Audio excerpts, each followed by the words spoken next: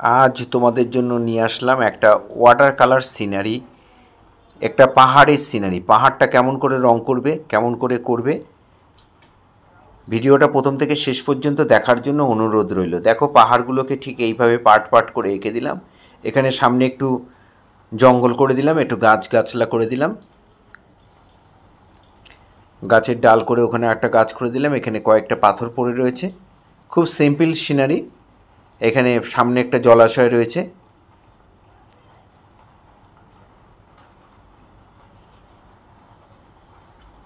এই হয়ে গেলে এখানে একটা গাছের অংশ করে দিলাম। এবার আমরা ওয়াটার কালার করব। প্রথমে জল দিয়ে একটু হালকা করে ভিজিয়ে নেব।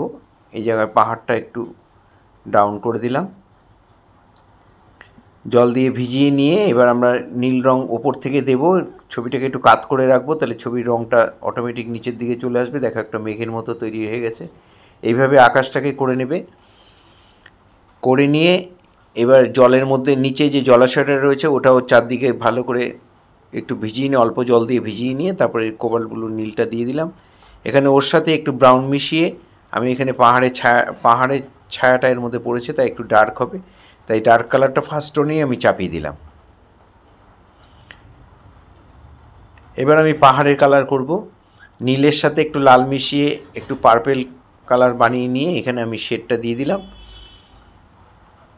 খুব সুন্দর করে দেখে দেখে করবে তোমরা। এখানে আমি একটু ইয়েলো কালারের সাথে সামান্য একটু ব্ল্যাক মিশিয়ে এই পাশে পাহাড়ের শেডটা দিয়ে দিলাম। এখানটা হালকা করে একটু জল দিয়ে মিলিয়ে দিলাম। এখানে যে পার্পেল কালারটা বানিয়েছি তার সাথে একটু ব্রাউন মিশালে এরকম একটা কালার চলে আসবে, সেই কালারটা দিয়ে ওখানে শেড দিলাম। এখানে একটু ইয়েলো কালার যে বানিয়ে নিয়েছিলাম একটু ব্ল্যাক মিশিয়ে, ব্ল্যাক মিশানো মানে টাচ, জাস্ট একটা তুলির মাথায় করে একটু নিয়ে ইয়েলো করে কালারটা একটু অন্যরকম বানিয়ে এভাবে চাপিয়ে দেবে, ইয়েলো গ্রে যেটাকে বলে। এখানেও আমি এখানে পাহাড়গুলোকে একটা একটা করে সুন্দর করে চাপিয়ে দিচ্ছি। এবার আমি জঙ্গলটার সামনে যে জঙ্গলটা রয়েছে সেটা প্রথমে লেমন ইয়েলো দিলাম। সব পুরোটার মধ্যে আমি একবারে চাপিয়ে দিচ্ছি, ওভাবে তোমরা করতে পারো। আর যদি মনে করো শুকিয়ে যাবে তাহলে একটা একটা করে করতে পারো। একটু গ্যাম্বো আর স্কারলেট মিশিয়ে একটু অরেঞ্জ কালার এসছে, সেই কালারটা চাপিয়ে দিলাম। আর বাকি যে গাছের যে ফাঁকা জায়গাগুলো পড়ে রইলো সেখানে স্যাপ গ্রিন দিয়ে, ডাইরেক্ট স্যাপ গ্রিন দিয়ে ভরাট করে দিলাম।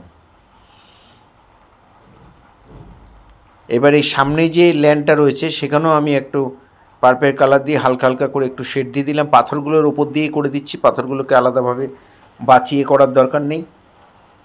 এভাবে পুরো জায়গাটার মধ্যে ভরাট করে দেবে। ফার্স্ট টোন হয়ে গেলে আমরা সেকেন্ড টোন যে কালারটা চাপিয়েছিলাম ওই কালারটা একটু ডিপ করে নিয়ে তুলি, একটু সরু তুলি নিয়ে সুন্দর করে এইভাবে শেডগুলো, পাহাড়ের শেডগুলো দিয়ে দেবে।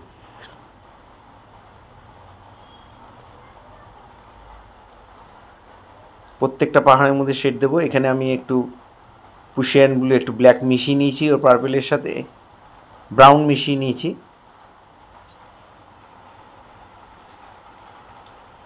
আলোটা আমার ডান দিক থেকে পড়ছে, তাই পাহাড়ের মাথাগুলো দেখো, একটু খেয়াল রাখো, ডান দিকেরগুলো সবসময় লাইট হবে, আর বাঁ দিকটা একটু ডিপ করে দিচ্ছি।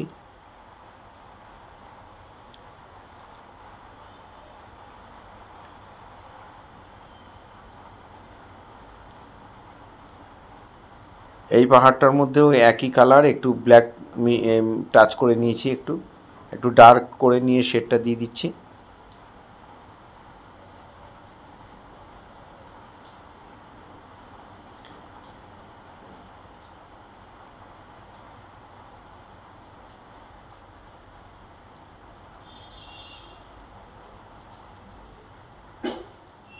এখানে শেডগুলোকে প্রথমে একটু কালার চাপিয়ে তারপরে তুলিটা ধুয়ে নেবে, তারপরে তুলি দিয়ে সুন্দর করে মিলিয়ে দেবে। এখানে স্টোনগুলোর মধ্যে আমি ওই কালারটাই দিয়েছি, পার্পেল কালারটাই দিচ্ছি।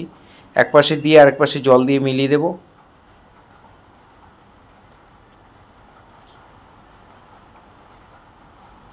এবার এই জলাশয়ের চারদিকটা একটু ব্রাউন দিয়ে বর্ডার করে দিলাম, যে এতটা জল আছে সেটা।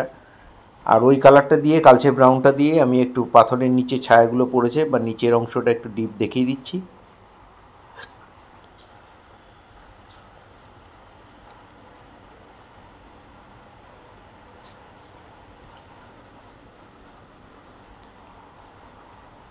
এখানে পাহাড়ের ছায়াটা করে দিচ্ছি।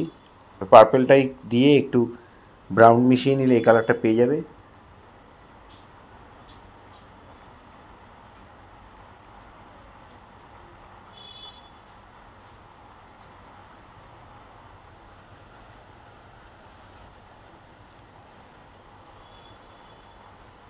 এখানেও আগে যে জলের রঙটা চাপিয়েছিলাম সেই রঙটার সাথে একটু পুশিয়ান ব্লু মিশিয়ে এভাবে শেডগুলোকে দিয়ে দেবে চারদিক থেকে।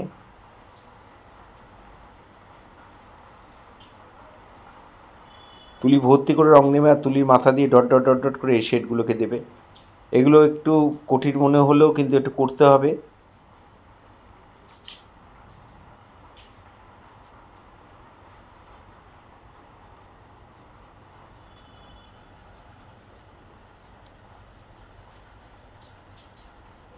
এখানে গাছের ডালগুলো ব্রাউন দিয়ে করে দিলাম।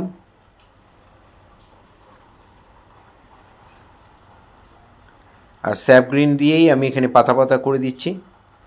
ডাইরেক্ট স্যাপ গ্রিন কিছু মেশাবে না। ডট ডট ডট ডট করে তুলি ভর্তি করে রং নেবে আর সরু তুলি দিয়ে তুলির মাথা দিয়ে এভাবে করে দেবে। এই ধরনের ভিডিও প্রতিনিয়ত পাওয়ার জন্য, প্রতিদিন পাওয়ার জন্য অবশ্যই আমার একমাত্র YouTube channel Suryadip art gallery. আপনারা অবশ্যই সাবস্ক্রাইব করবেন, ভালো লাগলে লাইক কমেন্ট করবেন। আর ফেসবুকে যারা আছেন নতুন বন্ধুরা আমার, তাদেরকে অনুরোধ যে আপনারা অবশ্যই আমার চ্যানেলটা ফলো করবেন। আর পুরনো যারা আছেন, যারা প্রতিনিয়ত আমাকে কমেন্ট করেন, আমার ভিডিও দেখেন, তাদের সবাইকে অনেক অনেক ধন্যবাদ। তাদের জন্য আমার অনেক শুভেচ্ছা, অনেক শুভকামনা রইল।